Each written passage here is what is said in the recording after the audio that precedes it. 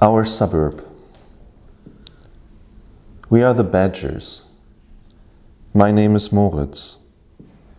Thomas and I are the oldest. Johannes is the only boy whose father does not work at the candy factory. His family lives on the property of the slaughterhouse. Dieter and Ralph are the youngest, almost 11. Thomas and I live on Zuckerberg, made from excavated soil after building the railroad to Eske during the war. 4 townhouses stand on Zuckerberg, right across from the factory, and they are the biggest and most modern, offered only to high-ranking employees. They are made from red brick. Visitors look up at the hill and say, "It's a factory," or "It's a church." But my sister and I have our own bath, and I have my own room, and at night I fall asleep to the candy factory's humming. The foxes are our enemies. They are the children from the rubber factory, only a quarter mile away from our homes. They are older than we are, and they have a shack in one of the forests that begin beyond the warehouses. If we ever go there, they say, they're going to hurt us. It's your first book. That is the first one, yes. It's your first novel, I must say. The first novel, yes. What's the book about? It's about a band of 5 boys, and they live in this industrial suburb, and it's the summer of 1979, and they also have a rival gang in that suburb. And they try to stay away from them as much as possible because they're older and much more ruthless than even those boys are. And Moritz, the protagonist and the narrator of the novel, has a crush on a girl who's actually dating one of the foxes, of their enemies, and that leads to a lot of trouble. And also, they find a very dark secret, and they have to deal with that, and that is tearing them up. And is your novel, is your story positioned in a specific country, maybe? Yes, it is set in Germany, and it is positioned in this very peculiar industrial suburb because it only exists because ammunition was produced there during the war, during the Second World War. And after producing it in these low-slung halls, it was either transported off by railroad, and the railroad was expressly built only for that purpose, or it was stored in bunkers all around that little suburb. And after the war, the Allies destroyed all the bunkers. And so now you have all these tiny little hills. And at first they look like tiny little pretty hills, and there's grass growing on them and bushes and little trees. But really they're old bunkers. And sometimes you can still go into them. They're partially open. And for the kids, it's part adventure and part a reminder that something much more sinister went on there before they came about and before they moved there, before they were around. So it's a very strange atmosphere for them. Is it a place you know yourself? Well, this is not autobiography, so I didn't kill anyone. But the landscape I describe exists pretty much like that in a particular town in northern Germany, yeah. And it's pretty much as I describe it in the book. And so when I grew up, it was exactly that. There was always... It's the atmosphere you grew up in. Yeah. Mm-hmm. Okay, mm-hmm. And it was like you were saying? Yeah, it was pretty much just like that. It was like, on the one hand, it was like a huge adventure playground, and there was little parental oversight. And so the afternoons we would just go into the woods and look for bunkers, try to find skeletons, which we never did. And but then it was also like, as we grew older, we understood why the suburb was actually there and what the whole history behind the place meant. And then it became slightly sinister. It was a much darker feeling because you knew, oh, that's why it was there. And yeah, it's funny when sort of the things that you initially like as a kid and that don't have a meaning beyond their very existence, they suddenly, oh no, there was actually a history here and it wasn't a pretty history. Yeah. It happens to you as a reader when you read this book too, I think. Oh, good. It starts, yeah, that was what you aimed to achieve. It starts real friendly and nice and small town, and it turns into a sinister story, I think. Yes, it's pretty sinister. What inspired you to the story?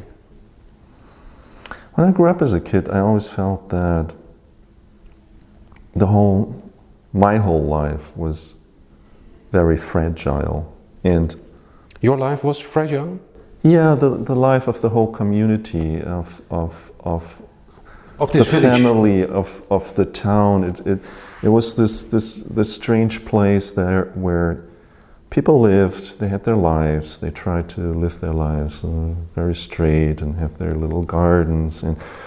But then on the one hand you had these horrible factories that were stinking and huge and not very nice to look at. And then you had the war history. And so it always seemed like, oh, well, that was only 30 years ago, so it could always turn back to that. Or something else more sinister could happen. And it never felt to me, growing up, that it was a very stable situation. That I felt, oh, this will continue to grow, and this will be pretty and nice forever. And that illusion was gone very early. And so I always felt like, woo, weird things can happen here. And when you look around, bizarre things do happen. The violence that occurs in the book is somewhat compressed because it plays in that one summer, but the violence itself happened regularly all over the place. It happened in your youth? Yeah, I mean, not always in that small town particularly, but... But there was violence. Yeah, and so, yeah, that whole place it seemed always like in a very fragile balance, and it could swing to either side at any time. Is this, what you are describing, is that what many people from your age experience, maybe, being a second generation growing up after World War II? In Germany? I think so. It's starting to change a lot. If I talk to younger people, often there isn't that sense anymore. But I was in Berlin recently and I was talking to a friend I hadn't seen in quite a few years, and he had read the book and he said, yeah, that's exactly how I felt. And I think there's a sense, at least when I grew up, that somebody had screwed up Germany really badly and everything that came before, and now you were living in the ruins of that, in the aftermath of that. Post-war society. And so even though it was all nice and people had jobs and people earned money and had their income, it was still like, uh-oh, that was all horrible before that, and now we're living here, and it's hard to find a position to that. Because whenever you think about that, well, your parents are somewhat involved as children, but then your grandparents were more involved in that, and it's hard to find so the position, especially as a child, where you say, oh yeah, I love my grandparents, but something wasn't right. And how do I accept this country I was born in, where I might or might not have a future, and how do I deal with all the issues? And I grew up in the late 70s and 80s, and You are from 1966, born in 1966. yeah. So, And I took that no future thing really seriously. I mean, for many people, it's almost a joke. Oh, no future. But at that time, it was very real. And my generation thought that, okay, Amerika and the Soviet Union will have a war in the middle of Europe. They will use neutron bombs to to limit the damage, but everyone will be dead. and the battle will be fought in Exactly. Germany, Exactly. Western, Eastern Germany. And so, and already people were aware that the environment was going to pieces, that we would be running out of oil. And the strange thing then happened that in the 90s, everybody forgot about it again. Suddenly it was off the table and life continued on. And now we're a little back to that. But in the 80s, it was really, oh my God, no matter what I do, it might end suddenly. It might just be finished, over. It was a very strange time to grow up in. What you're describing is there was World War II in the bunkers, in buildings that were destroyed. But when you grew up, was World War II there in everyday life? Did you discuss it with your parents, for instance? That was strange. Mostly it was discussed in school. I think the German school system did a very good job at keeping that part of history alive. And especially like after you turned 12, 13, there was more in the history lessons, and they didn't hide out from that. But for example, for my parents, which were children when the war broke out, and they would always talk about the years after the war as just the bad times. It wasn't really, it was always just, oh, in the bad times it was like this. But they must have been the worst times for them. Yeah, but it was always sort of pushed a little aside. The war itself, you say? Yeah, the war and what happened afterward, and how difficult it was to get a footing, to make a living again. And it was, no, there wasn't much of a discussion in the home. It wasn't there? It was, but not really. Like, the whole of it was not discussed. And what was not discussed? Well, for example, what the grandparents had done. And you still don't know? I know a little bit of it, and my grandparents, well, my one grandfather was killed in the war, shot at the front, and my mother and her sister. I mean, my grandmother took them really by the hand, and they fled to the West, and they were refugees and were not very well liked because people didn't want to have them in the West because they were poor, and so they grew up with. It was not an easy time for them to grow up in the West. They came from East Prussia, and for my dad, it was my other grandfather was a farmer. So, but while he didn't do anything, like he wasn't like in the army or anything, but he was a staunch supporter of Hitler just because of the agrarian laws, because it made it easier for small farmers like him to make a living, and so he was all for it. And so, even though he didn't commit any grave crimes, well, he was still there, and it wasn't much talked about. And when you look at that now, what do you think? Well, it's still difficult for me. I loved my grandfather. He had horses. He was the coolest dude. He had horses and a farm. But that's always the part where you can't really make a decision, you know, where it's like, yes, I love them, but I'm not sure they ever realized what they were doing or what was going on, and at the same time, I don't know, because I never had those discussions with them, so I didn't live in those times, so easy for me to say, but it's just the connection to them is a strange one, because you can't just fully embrace it. But is there a connection, for instance, to a feeling of collective guilt? Yeah, I think everyone who is German still lives with that and has a connection to that, and I think it's very important that still for Germans in Germany to remember what happened during the war, and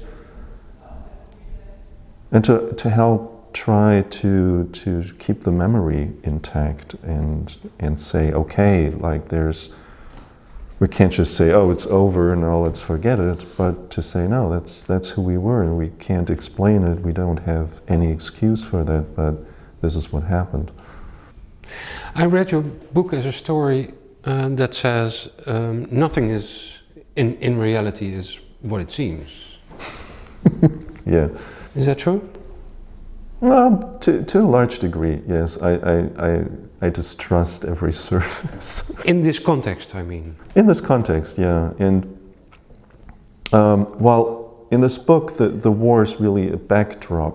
I mean, it's not coming up. It's not like a character, really. There's an echo. Yeah, exactly.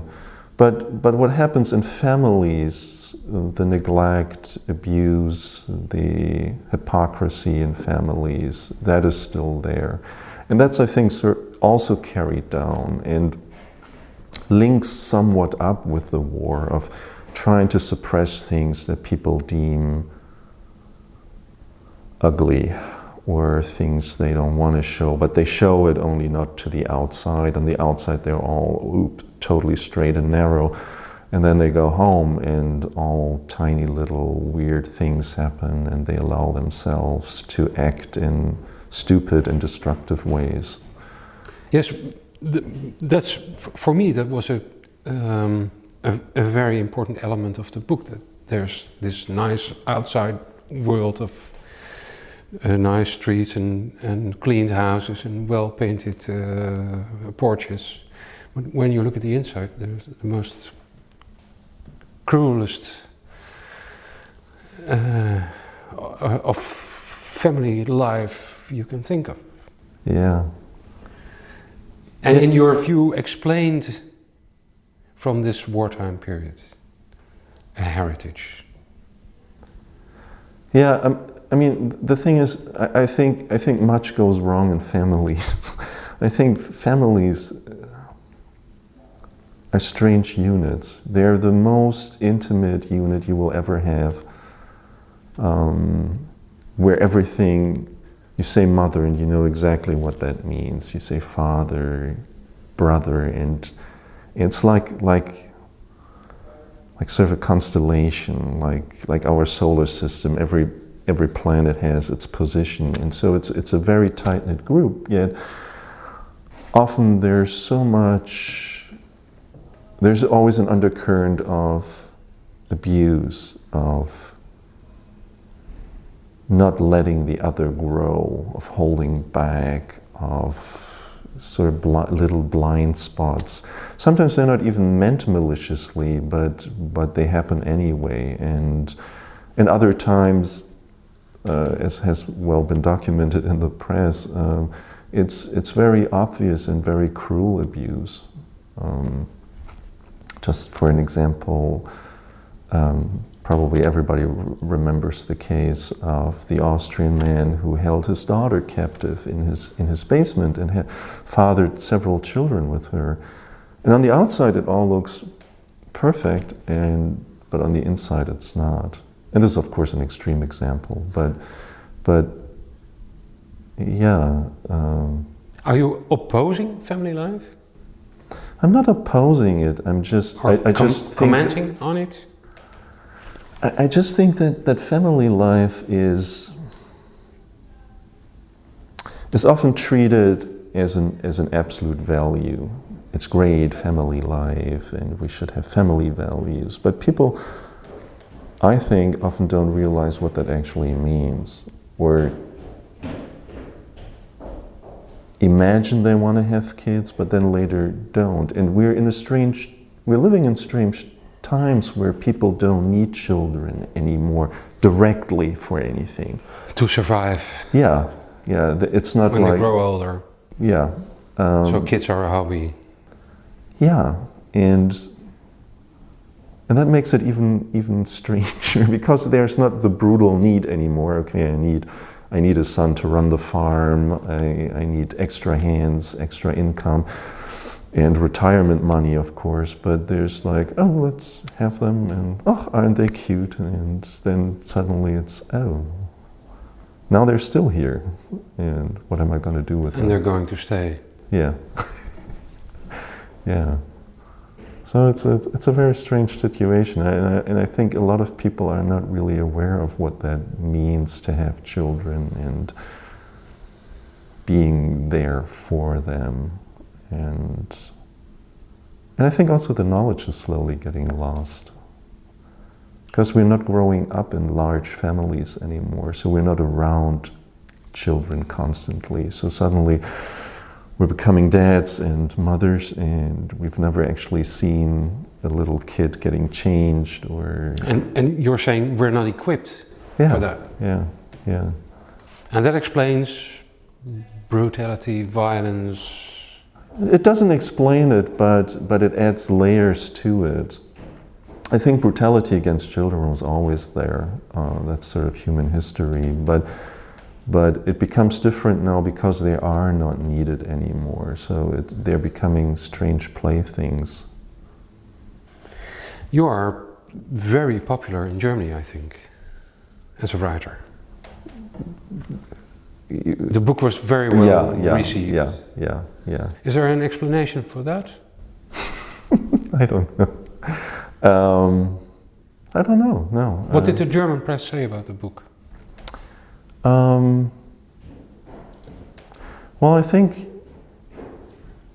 what people noticed is the very reduced language, the very brief, very hard, poignant language, and I think that sets it apart from a lot of other books. And of course, it's a book where the narrator doesn't hold anything back, but he also doesn't judge people. The good and the bad is just reported, and he lives through it and makes his decisions on how to react.